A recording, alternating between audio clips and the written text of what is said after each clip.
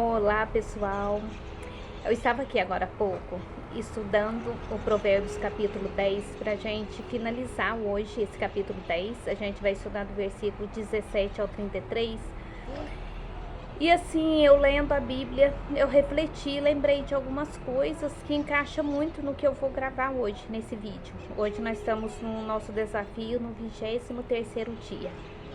Só que antes de eu gravar esse vídeo, eu quero pedir para que o Espírito Santo de Deus conduza esse vídeo, porque algumas coisas que eu quero falar, algumas coisas vai mexer muito com a cabeça das pessoas, cada um tem um comentário, uma forma. Então, antes de mais nada, eu quero pedir para que o Espírito Santo conduza, como diz em João 3,30, é necessário que Jesus cresça e que eu diminua. E pode ter certeza, esse vídeo é para você, Deus vai falar com você e ainda vai usar você ser um canal de graça para mandar para outra pessoa que também precisa ouvir. Então, antes de mais nada, eu quero pedir para o Espírito Santo conduzir. Senhor, meu Deus e meu Pai, eu louvo e agradeço pela essa tarde abençoada, que eu seja um canal de graça para levar a palavra que o Senhor quer para as pessoas, que o Senhor abra minha mente, meu coração, que o Senhor fala pela minha boca e que tudo que eu recitar, que eu falar, que eu expressar aqui seja para as pessoas certas, seja direcionadas para as pessoas que o Senhor quer falar. Amém. Então, gente, eu quero falar com vocês alguns acontecimentos que aconteceram comigo e que pode ter acontecido com você também. Quando eu entrei na faculdade, eu conheci um rapaz, hoje eu acho que ele tem uns 35 anos e ele é gay. E ele, no laboratório, ele sentava na mesma bancada que a minha e ele via eu conversando com as meninas da bancada, conversando. E eu falei pra ele, aliás, falando pras meninas, que eu era católica, eu fazia vídeo no canal do YouTube, as coisas que aconteceram para eu parar. E ele chegou no intervalo e falou: Sandra, posso falar com você? Eu falei: pode. Ele falou assim: eu vi que você é muito católica, eu não sei se você vai querer ter amizade comigo por eu ser gay. Vocês acreditam que ele falou isso, gente? Eu fiquei assim, peguei e falei: olha, não vou citar o nome dele aqui. Eu falei assim: você pode ter certeza que eu jamais vou passar de você por isso. Aí ele explicou, ele falou: não, eu sei que as pessoas que são cristãos aprendem que a gente deve ter uma família, né, sexo oposto para ter filhos, enfim. Eu falei: sim, a gente aprende isso, mas Deus, ele fala que a gente tem que ter um coração humilde, um coração leve para aceitar as pessoas. Quem sou eu para julgar? Todo mundo é pecador, eu sou pecadora em várias coisas. O único que foi aqui íntegro, que foi perfeito, foi Jesus Cristo, mais ninguém. A gente tenta caminhar perante os ensinamentos dele e a gente sabe que não é fácil, a gente sabe disso. E eu falei pra ele: jamais. Aí ele contando que ele percebeu que ele era gay desde a infância, que ele entrou no seminário pra ele ver se ele conseguia sair disso. Então ele estava querendo apagar sua verdadeira identidade, o que ele é. Porque o momento que Deus quiser tocar nele, quiser tirar isso dele, que ele seja um homem assim para ter uma família, Deus vai fazer isso. Não somos nós julgando o que a gente vai fazer. E assim ele me abraçou, a gente ficou muito amigo, a gente é amigo até hoje. E assim, eu quero falar pra vocês que eu vejo no bairro São Geraldo que eu vou, gente, muitos gays, eles estão ali servindo, ajudando, tá tendo festa, inclusive, semana passada teve, essa vai ter festa lá, bingo, e pessoas gay ajudando, servindo, e nós que somos héteros não estamos servindo a Deus. Então quem somos nós para julgar essas pessoas? Aqui na catedral também sempre teve pessoas que ajudavam, que cuidava, que fazia leitura, que cuidava do altar. Isso, quem somos nós para falar dessas pessoas? Inclusive, eu até lembrei de um outro acontecimento. Quando eu entrei na faculdade, como eu falei pra vocês, eu não sabia mexer em nada de computador. E tinha uma cliente minha, que eu considerava assim, colega. E eu falei pra ela, falei, fulana, ela tá fazendo faculdade também, ela é mais velha que eu, ela não tem filho, ela morava com os pais, ela não estava trabalhando, ela tá fazendo faculdade à noite. Eu falei, fulana, você pode me ajudar aí no laboratório, que eu não tinha notebook, me ajudar a mexer no computador, porque eu tenho muita dificuldade, eu não sei nada. Ela, Sandra, vai, sei lá, você tem que se virar, o laboratório tá aberto, vai mexendo que você aprende. Gente, aquilo, eu fiquei tão chateada dela, de eu pedir e ela não estender a mão. E olha que ela canta na igreja, ela canta na igreja. Então, assim, aí comentei com uma prima minha e falei pra minha prima, falei assim, nossa, eu tô com muita dificuldade. Ela trabalha na Unicamp, o marido dela também trabalhava lá, hoje ele é professor universitário em São Paulo, foi professor universitário na Unicamp. Ele saiu de Campinas pra vir me ajudar. Eu já fiz um vídeo falando sobre isso também, acho que tá no canal do YouTube. Ele chegou na minha casa às 7 horas da manhã, ficou até meio-dia e 25, me ensinando, perguntando sobre células, sobre hemácia, sobre as coisas do corpo humano.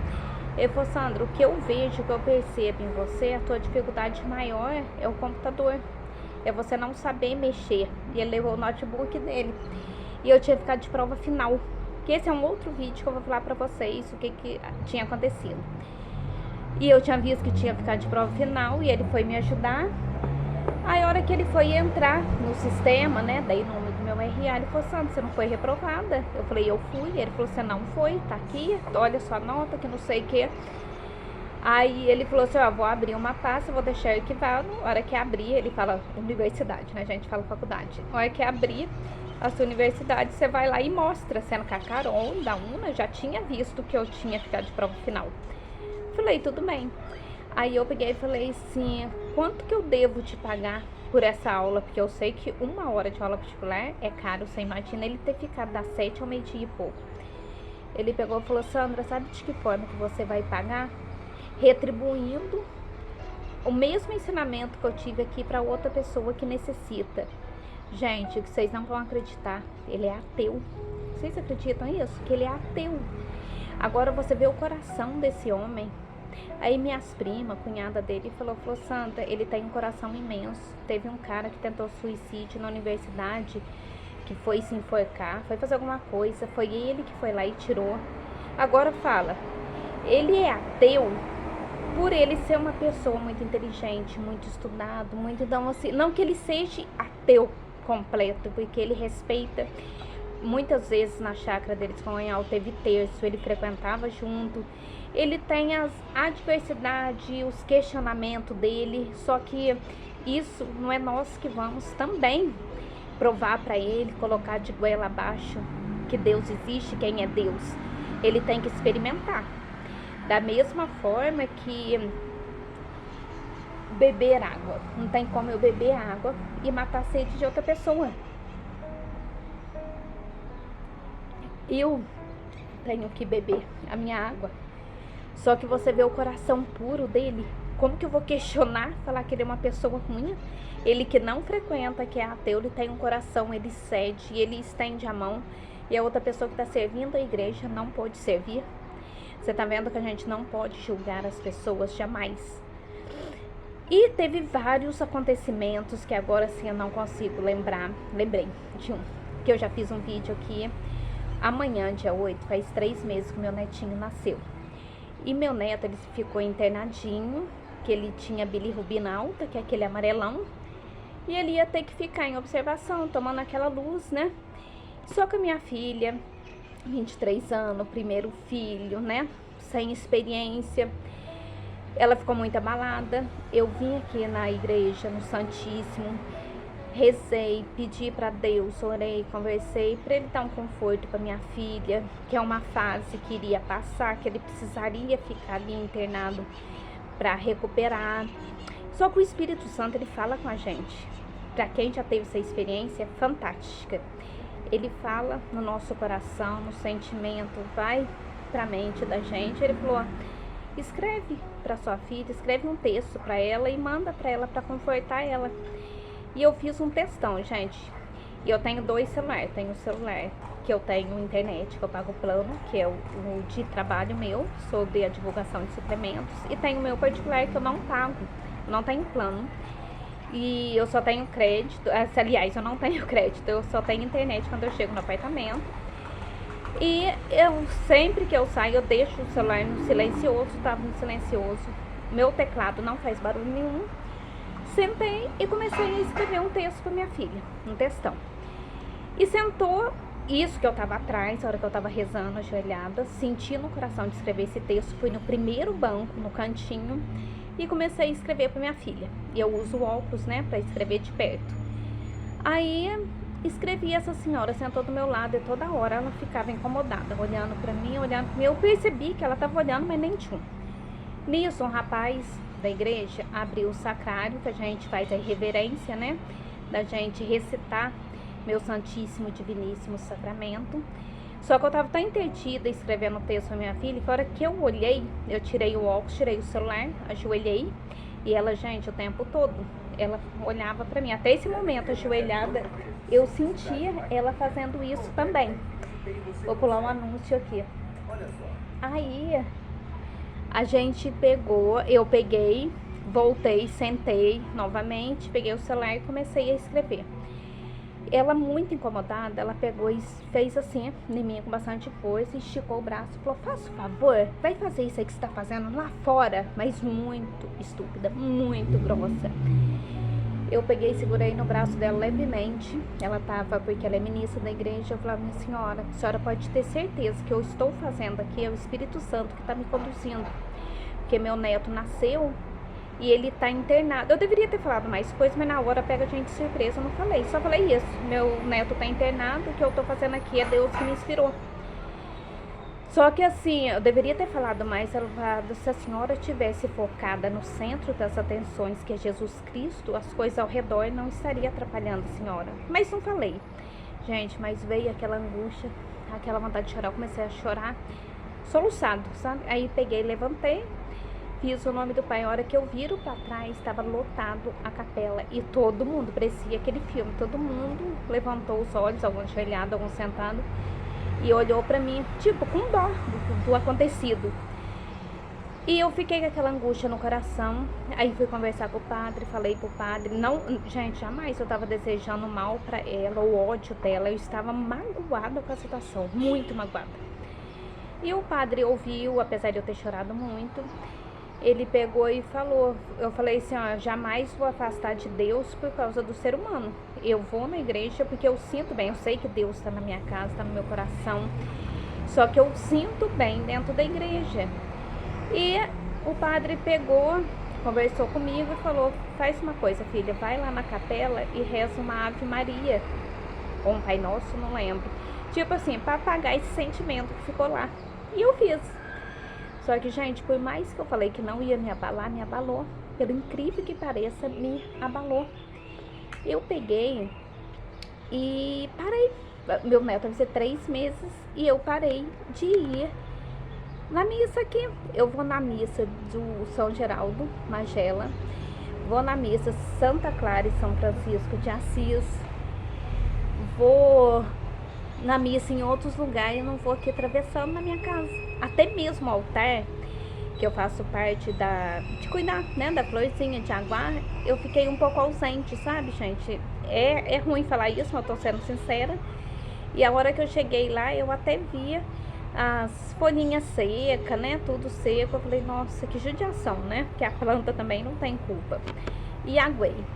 2 vezes que eu fui também no Santíssimo, o Santíssimo fica exposto dia de quinta-feira. E eu já tive experiências maravilhosas. E 2 quintas que eu fui, levei a Bíblia. Eu gosto de levar a Bíblia, levar caderno, fazer minhas anotações. Eu não fiz. Ah, tá certo, levei meu netinho, ele ficou acordado, uma belezinha, olhando pra janela, olhando pras luzes. Só que assim, eu não consegui ter aquela conexão dentro da igreja que eu tô tendo aqui em casa. Só que faz falta. Eu falo pelo um outro caso. Quando eu participava da renovação carismática, a gente fazia muito retiro aos domingos. Só que quem não tem muita conexão não entende. Muitos falavam com meu marido assim: nossa, Mari, por que você não vai pra chácara? Lá tem piscina, churrasqueira, mesa de bilhar, pimbolim, dama. Vai lá curtir a vida. Fica num retiro o dia inteiro. Mas eles não sabiam a felicidade que é a gente estar num retiro. O quanto que é gostoso. É uma delícia fazer churrasco, tá se divertindo, é gostoso, mas tem momentos. E muitas pessoas não conhecem esses momentos. Teve um outro caso também. Gente, olha, vários casos aqui, por isso que eu falo, esse vídeo vai tocar alguém. Eu também, na renovação carismática, não era casada, aliás, ainda não sou casada. Faz quase 18 anos que eu tô com essa pessoa, vivo muito bem. Sei que eu vivo em pecado perante Deus, só que eu não comungo. E assim, eu fiz um dia, eu fui, confessei com o padre, falei que eu vivia, porque ele foi casado na igreja, tem que fazer anulação na cúria, enfim. Aí falei com o padre que eu queria comungar, que eu participo muito. E ele pegou e falou pra mim, falou, filha, viva com ele como se fosse dois irmãos. Pra não ter relação, tudo, você pode comungar. E assim eu fiz. Meu marido não aceitou muito de início, mas era o que eu queria. Só que toda semana que eu ia lá na renovação carismática, a filha do coordenador, ela sentia assim, incomodada de eu estar comungando. E ela falava alguma coisa, alguma pregação e dirigia o olhar pra mim com meu marido. Eu falo marido, que a gente mora junto, vamos oficializar certinho. E ela sempre dava aquelas diretas. Aí um dia a gente fez cenáculo e eu falei pra ela, eu falei, fulana. Aí ela falou de novo do pecado, eu falei, aproveitando que a gente tá só em 6 pessoas aqui, deixa eu te falar uma coisa. Eu falei claramente, abertamente, ela ficou super sem graça. Eu falei, eu sei que eu vivo em pecado, isso aí é uma coisa que eu tô trabalhando, tô conversando com Deus. Ele foi casado, ele tá fazendo anulação, ele vai mexer com a papelada da anulação, só que isso há 18 anos, olha, vocês têm noção? Eu falei o tempo certo, só que eu confessei e eu falei com o padre, a gente tá vivendo como irmãos, por isso que eu tô comungando. Gente, ela tava julgando eu de algo que ela não sabia. Vou falar de um outro caso, de uma cliente minha no meu salão, que ela era ministra da igreja, ela com o marido dela, e ela falou pra minha irmã, falou, Kelly, eu saí por ver tantas coisas erradas. Tinha casais ali com filho casado, que era ministro, e com o cara casado tinha relação com outro homem, olha pra vocês verem, e tava ali servindo a Eucaristia. Eles faziam, né, porque pega uma intimidade, os casais marcavam encontros de fazer churrasco, o marido de uma moça ficava com a esposa de outro que também servia a igreja. Ela falou, não estava achando certo ver aquilo, eu saía.